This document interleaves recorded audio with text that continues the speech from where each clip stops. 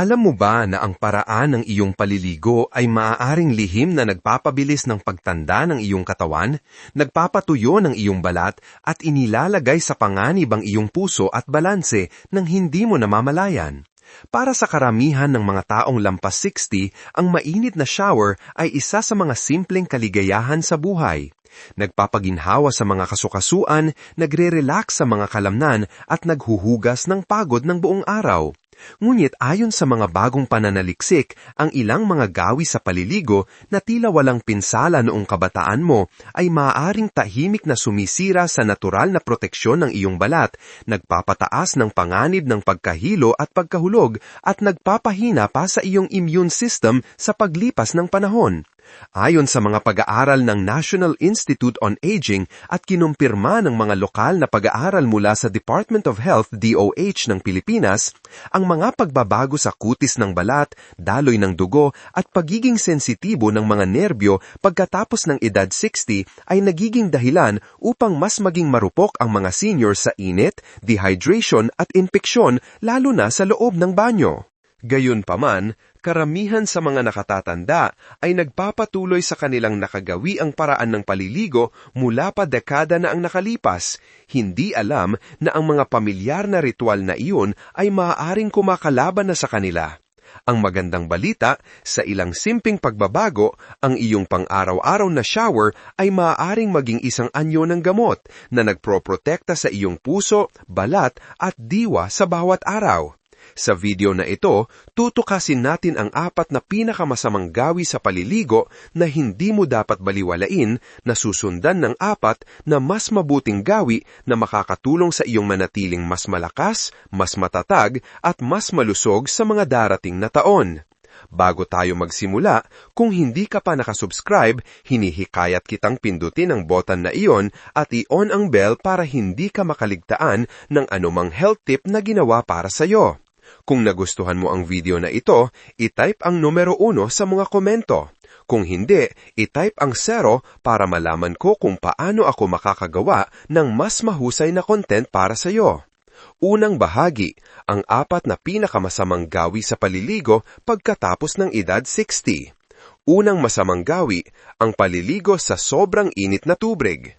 Para sa maraming senior, ang pagpasok sa isang mainit na shower ay parang yakap ng kaginhawan. Ilang minuto ng init na tumutunaw sa paninigas ng mga tumatandang kasukasuan. Isang pang-araw-araw na ritual na tila hindi nakakapinsala at nakakagaling pa nga. Ngulit ang hindi alam ng karamihan ay ang nakapapawing pagod na init na ito ay maaaring tahimik na maging mapanganib pagkatapos ng edad 60.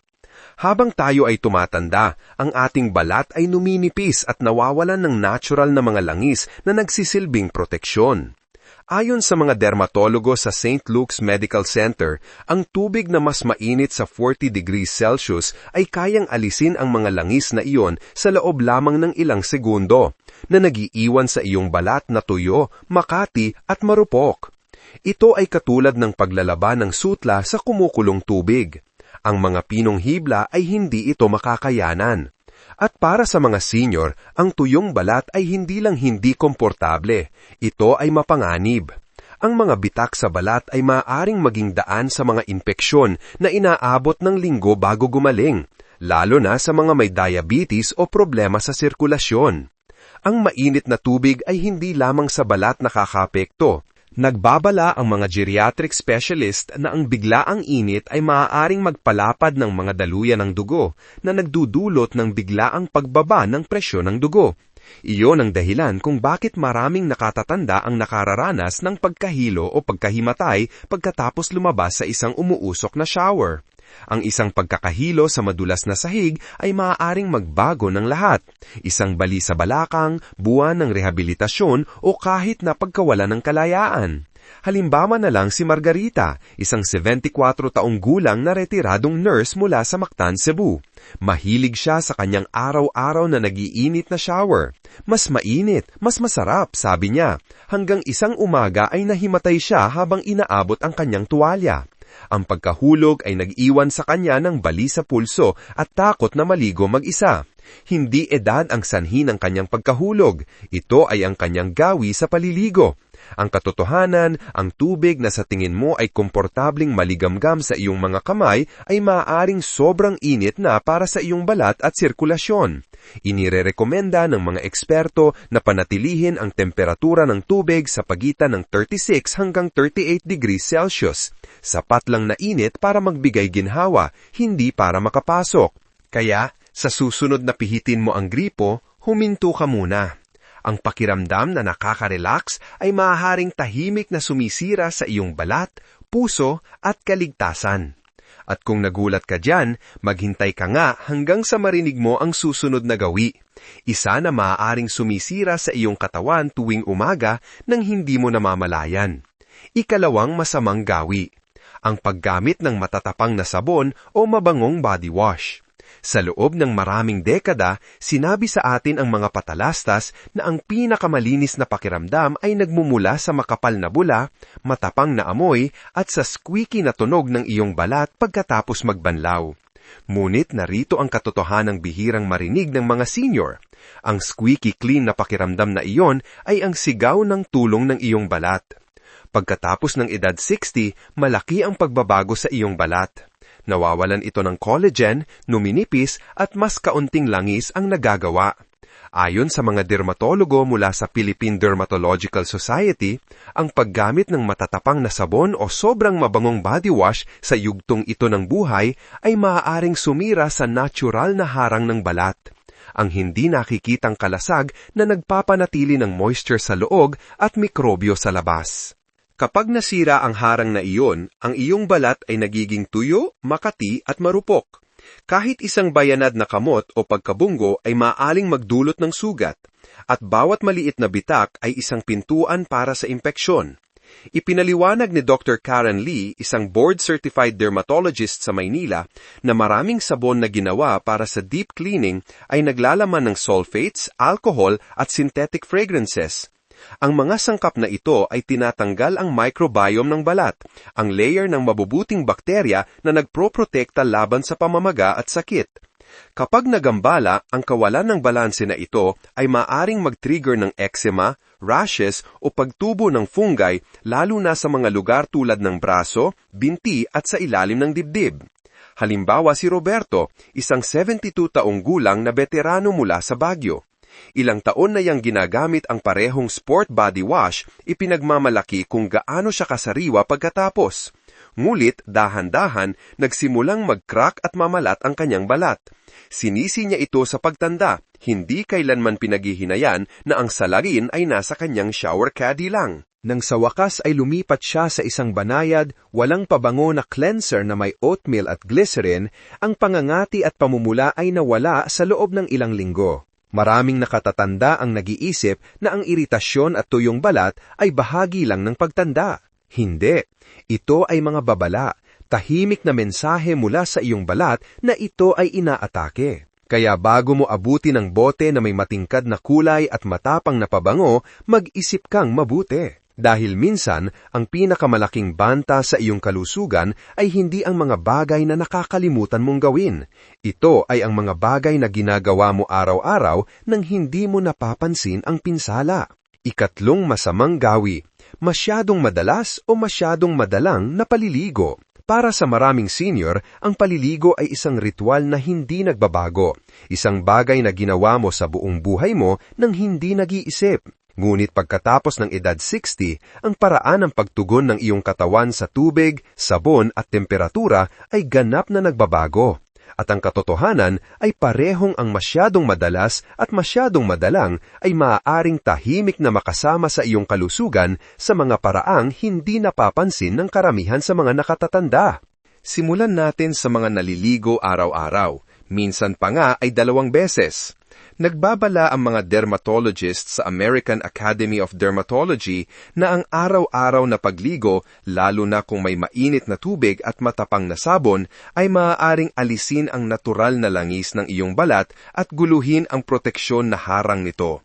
Kapag wala ang harang na iyon, mas mabilis mawalan ng moisture ang iyong balat kesa sa kaya nitong palitan. Ang resulta, paninikip, pagbabalat at talamak na pangangati na lalong lumalala sa paglipas ng panahon. Para sa mga taong may diabetes o marupok na balat, ang pagkatuyong ito ay maaaring humantong sa maliliit na bitak, perpektong pasukan para sa bakterya at impeksyon. Ang tila isang malinis na gawi ay maaaring tahimik na maging sanhi ng paulit-ulit na mga problema sa balat. Pagkatapos, nariyan ang kabilang panig, ang mga masyadong matagal bago maligo.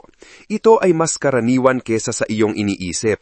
Ang mga isyu sa paggalaw, pagkapagod o takot na madulas ay maaaring maging dahilan upang mas madalang maligo ang ilang senior. Ngulit ang paglaktaw sa paliligo ng maraming araw ay nagpapahintulot sa pawis, bakterya at mga patay na selula ng balat na maipon. Ito ay maaaring magdulot ng amoy sa katawan, impeksyon ng fungi o kahit masakit na rashes sa ilalim ng mga tupi ng balat. Sabi ng mga geriatric doctor, para sa mga may limitadong paggalaw, ang kakulangan sa kalinisan ay maaari ring humanto sa pressure sores at mas mababang resistensya. Halimbawa, si Elena, 79 mula sa Tagaytay. Tuwing malamig ang panahon, gustong-gusto niya ang kanyang araw-araw na mainit na shower hanggang sa ang kanyang mga binte ay naging sobrang tuyo at nagsimulang mag-crack at dumugo. Ang kanyang kapitbahay na si Juan, sa kabilang banda, ay umiiwas maligo ng ilang araw dahil sa takot na madulas. Nagkaroon siya ng masakit na pulang patse sa kanyang likod. Pareho nilang inakala na ang kanilang mga problema ay bahagi lang ng pagtanda. Hindi, ito ay mga gawi na nagkamali. Ang balanse, sabi ng mga eksperto, ang susi. Karamihan sa mga senior ay dapat maligo tuwing ikalawang araw o 2 hanggang 3 beses sa isang linggo, gamit ang banayad na sabon at maligamgam na tubig. Ang ritmong iyon ay nagpapanatiling malinis ng balat nang hindi ito natutuyo. At habang mahalaga ang dalas ng iyong paliligo, mas mahalaga marahil kung gaano kakaligtas habang ginagawa ito. Dahil ang isang pagkakamali sa banyo ay maaaring magdulot ng mas malubhang kahihinatnan kaysa sa tuyong balat. Ika-4 na masamang gawi, ang pagmamadali at paglaktaw sa mga pag-iingat sa kaligtasan. Madali itong mangyari.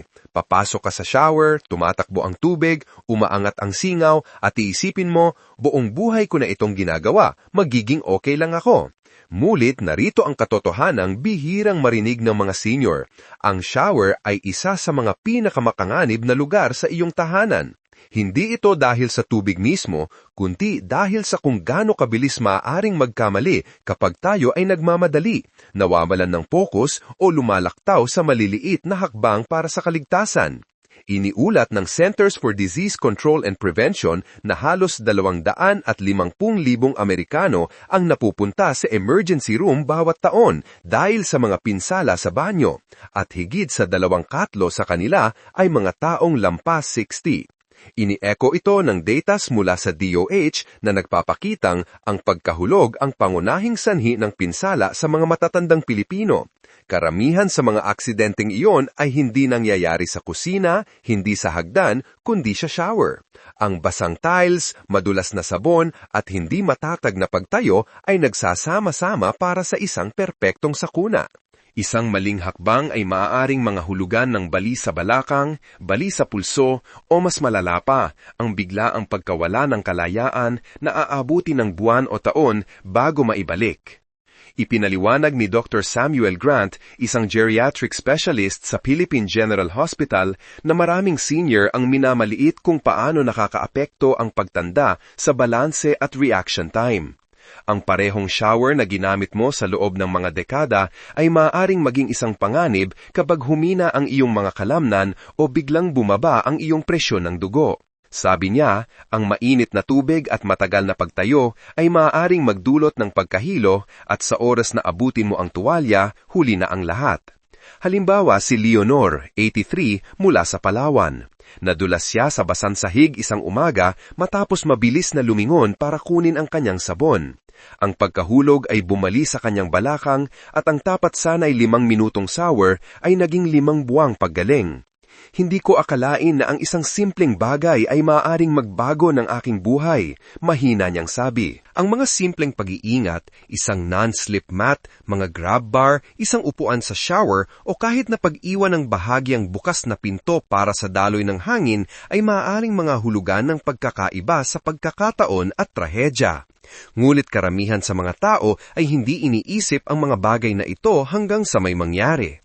Ang katotohanan, ang iyong shower ay dapat magpasariwa sa iyo, hindi maglagay sa iyo sa panganib. Ikalawang bahagi, 4 na mas mabuting gawi sa paliligo para tumulong sa iyong tumatag sa pagtanda.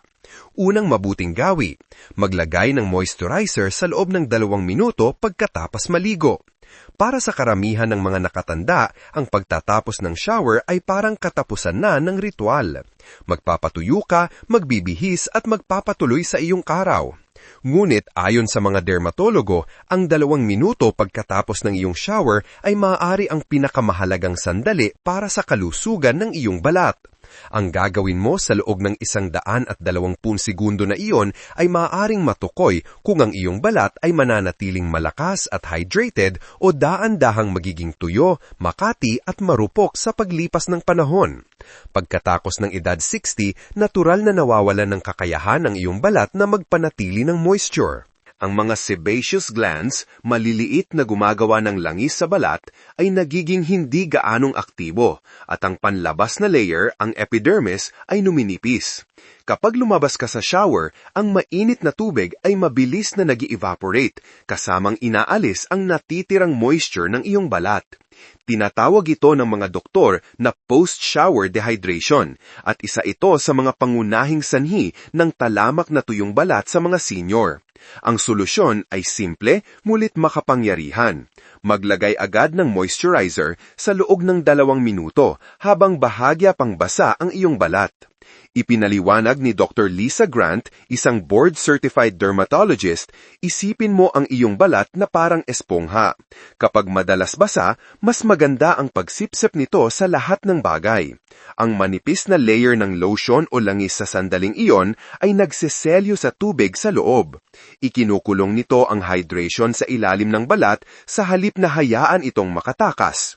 Ang simpleng gawaing ito ay hindi lamang nagpapaginhawa sa balat, kundi nagpapalakas din sa proteksyon na harang nito, na pumipigil sa pag-crack, iritasyon at mga impeksyon na mas mahirap pagalingin sa pagtanda.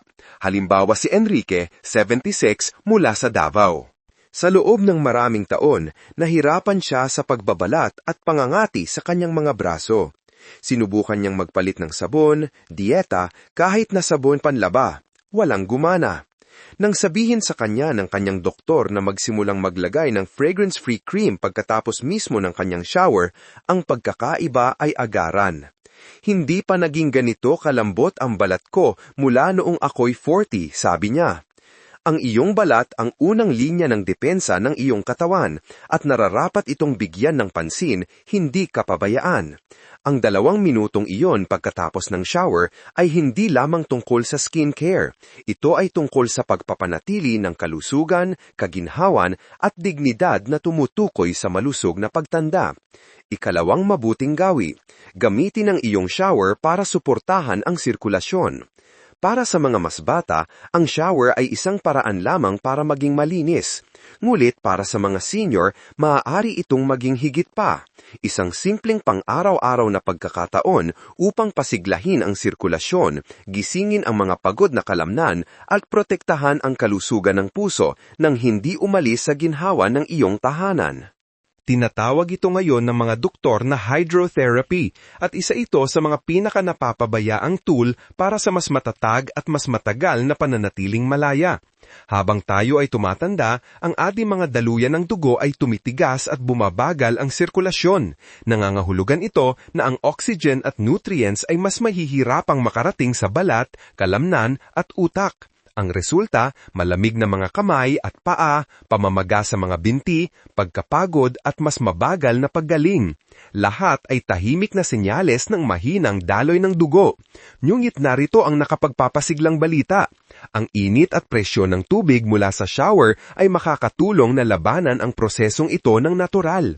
Ipinaliwanag ni Dr. Michael Stern, isang geriatric cardiologist sa Philippine Heart Center, ang maligamgam na tubig ay nagdudulot ng bayayat na paglawak ng mga daluyan ng dugo na nagpapabuti sa sirkulasyon at tumutulong sa puso na mag-pump ng mas mahusay. Sa simpleng salita, ang isang shower ay maaaring maging parang magaang ehersisyo para sa iyong mga daluyan ng dugo.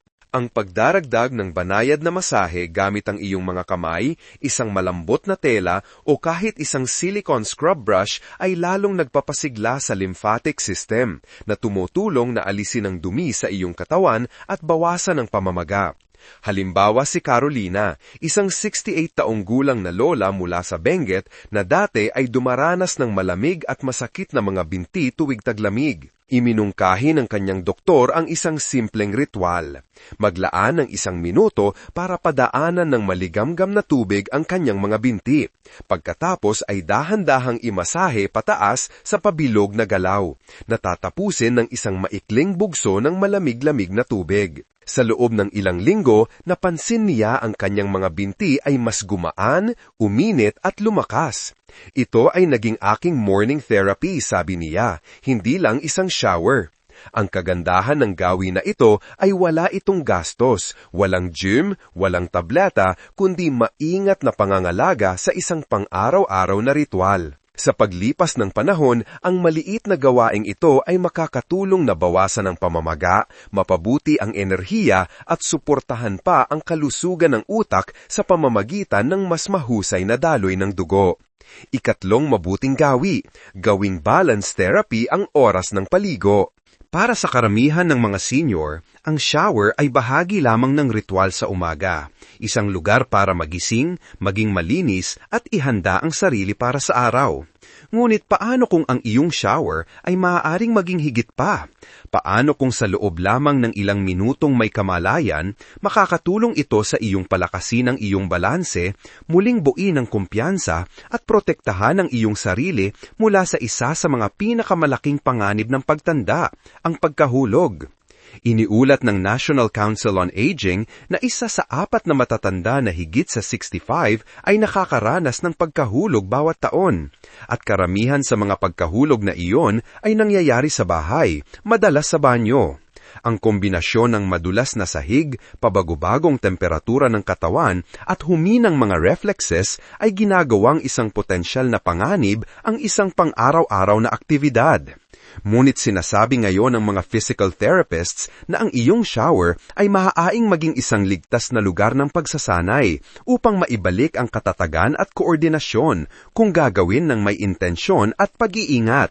Ayon kay Dr. Rebecca Hines, isang geriatric physical therapist, ang bayayad na init ng shower ay nagre-relax sa mga naninigas na kalamnan, na ginagawa itong perpektong kapaligiran para sa mga magaang ehersisyo sa balanse. Inirerekomenda niya na magsimula ng dahan-dahan, humawak sa isang grab bar o upuan sa shower, at simpleng iangat ang iyong mga sakong mula sa sahig sa loob ng ilang segundo o magsanay na tumayo sa isang paa, habang bahagyang sumusuporta sa iyong sarili. Ang mga micro-movement na ito ay nagpapagana sa mga stabilizing muscles sa iyong mga bukong-bukong, tuhod at core. Ang parehong mga kalamnan na nagpapanatili sa iyong matatag kapag naglalakad o umaakyat ng hagdan. Halimbawa si Francisco, 81, isang retiradong mekaniko mula Pampanga. Matapos ang isang maliit na pagkahulog sa kanyang kusina, natakot siyang kumilos ng masyadong mabilis. Ipinakilala sa kanya ng kanyang doktor ang simpleng balance therapy sa shower. Tumayo ng tuwid, huminga ng malalim, at dahan-dahang ilipat ang kanyang bigat mula sa isang paa papunta sa isa. Sa loob ng 1 buwan, napansin ni Francisco na mas may kumpiyansa siyang kumilos. Hindi lang ito tungkol sa hindi pagkahulog, sabi niya. Pinaramdam nito sa akin na buhay ako ulit. Ang gawin na ito ay hindi tungkol sa ehersisyo sa tradisyonal na kahulugan. Ito ay tungkol sa pagbawi ng tiwala sa iyong katawan. Bawat banayad na paggalaw ay tumutulong sa iyong utak at mga kalamnan na muling kumonekta. Isang patak ng tubig sa bawat pagkakataon. At habang pinapanatiling malakas at matatag ng balance therapy ang iyong katawan, ang huling gawi ay binabago ang iyong shower sa isang bagay na mas makapangyarihan, isang santuaryo para sa iyong isip at diwa, kung saan nagsisimula ang kapayapaan at paggaling araw-araw. Ika-4 na mabuting gawi. Ituring ang oras ng paliligo bilang isang mindful moment. Para sa karamihan ng mga tao, lalo na sa atin na lampas 60, ang shower ay isa lamang gawain sa pang-araw-araw na listahan. Isang bagay na kailangang tapusin bago mag-almusal o matulog. Ngunit nakatago sa loob ng simpleng ritual na iyon ay isang bagay na makapangyarihan. Isang pagkakataon upang pakalmahin ang isip, bawasan ang stress at alagaan ang diwa. Parami ng parami ang mga doktor na ngayon ay kinikilala na ang iyong shower ay hindi lamang tungkol sa kalinisan. Ito ay isang anyo ng therapy para sa parehong katawan at kaluluwa. Ayon sa pananaliksik mula sa Harvard Mind-Body Institute, kahit 5 minuto ng sinasadyang tahimik na pagninilay sa ilalim ng maligamgam na tubig ay maaaring magpababa ng mga antas ng cortisol, ang pangunahing stress hormone ng katawan, at mapabuti ang mood, focus at pagtulog. Simple lang ang dahilan. Ang tubig ay nagpapasigla sa parasympathetic nervous system, ang rest and restore switch na nagsasabi sa iyong puso na bumagal at sa iyong katawan na mag-relax. Kapag pumasok ka sa shower ng may kamalayan, alam ang iyong paghinga, iyong postura, at ang pakiramdam ng tubig sa iyong balat, nagsisimulang pakawala ng iyong katawan ang tensyon na nakaimbak sa iyong mga kalamnan, kasukasuan at isipan. Tinatawag itong shower reset ni Dr. Ellen Matthews, isang geriatric psychiatrist. Sabi niya, ang mga senior ay madalas na nagdadala ng tahimik na stress, kalungkutan, pag-iisa, pag-aalala sa kalusugan. Ngulit kapag ginamit nila ang shower bilang isang mindful ritual sa halip na isang minadaling gawain, lumalambot ang kanilang nervous system. Ito ay isang araw-araw na dosis ng kalmado. Halimbawa si Marta, 77, isang byuda mula sa Antipolo na nahirapan sa pagkabalisa matapos pumanaw ang kanyang asawa. Inimungkahi ng kanyang therapist na gawing isang tahimik na pagninilay ang kanyang panggabing shower, madilim na ilaw, mahinang musika, mabagal na paghinga, at pasasalamat sa maliliit na bagay. Sa loob ng ilang linggo, napansin niyang bumuti ang kanyang pagtulog at mas gumaan ang kanyang mga umaga. Hindi lang ito tungkol sa pagiging malinis, sabi niya. Ito ay tungkol sa paghugas sa bigat na hindi ko man lang alam na dala-dala ko. Para sa mga nakatanda, ang kapayapaan ng isip ay kasing halaga ng pisikal na lakas. Ang paggawa sa iyong shower bilang isang mindful ritual ay muling nagkokonekta sa iyo sa kasalukuyang sandali, na nagpapaalala sa iyo na narito ka pa rin, malakas pa rin, karapat-dapat pa rin sa pangangalaga. At habang pinagsasama-sama natin ang lahat ng mga aral na ito, mula sa pagprotekta sa iyong balat hanggang sa pag-aalaga sa iyong puso, balanse at diwa, matutuklasan mo na ang shower ay maaaring higit pa sa isang ritual. Maaari itong maging iyong pang-araw-araw na gamot para sa pagtanda ng may biyaya, dignidad at lakas. Pangwakas na pagninilay. Ang shower bilang pang-araw-araw na gamot para sa mas malakas, mas mahabang buhay. Kapag umabot ka sa iyong 60s at higit pa, bawat pagpili na gagawin mo para sa iyong katawan ay mahalaga. Kahit na isang bagay na kasing karaniwan ng kung paano ka naliligo. Bawat gawi, mabuti man o masama, ay tahimik na humuhubog sa paraan ng iyong pagtanda.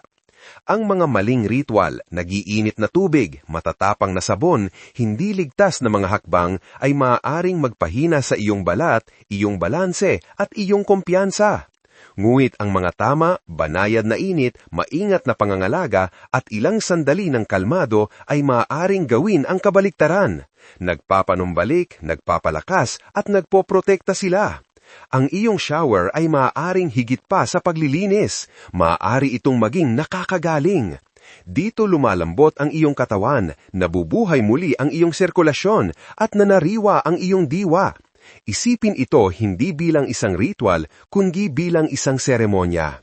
Isang maliit na gawa ng paggalang sa sarili na naghahanda sa iyo na mabuhay bawat araw ng mas maraming kalinawan at kapayapaan. Dahil ang mahusay na pagtanda ay hindi tungkol sa paggawa ng mas marami.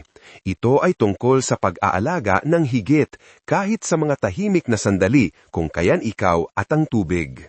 Ang mga aral na ito ay nilalayon upang magbigay inspirasyon sa iyo na mabuhay ng buo at totoo. Ngayon, gusto kong marinig mula sa iyo.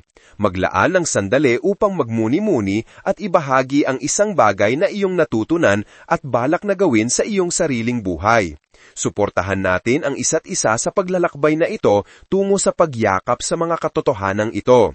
Kung nagustuhan mo ang video na ito, mangyaring mag-iwan ng komento na may numero 1. Kung hindi, huwag mag-atubiling magkomento ng 0. Malaki ang kahulugan ng iyong feedback sa amin. Huwag kalimutang i-like, i-share at mag-subscribe sa aming YouTube channel para sa mas maraming content na tulad nito. Salamat sa panonood at ito ay para sa pamumuhay ayon sa iyong sariling mga tuntunin.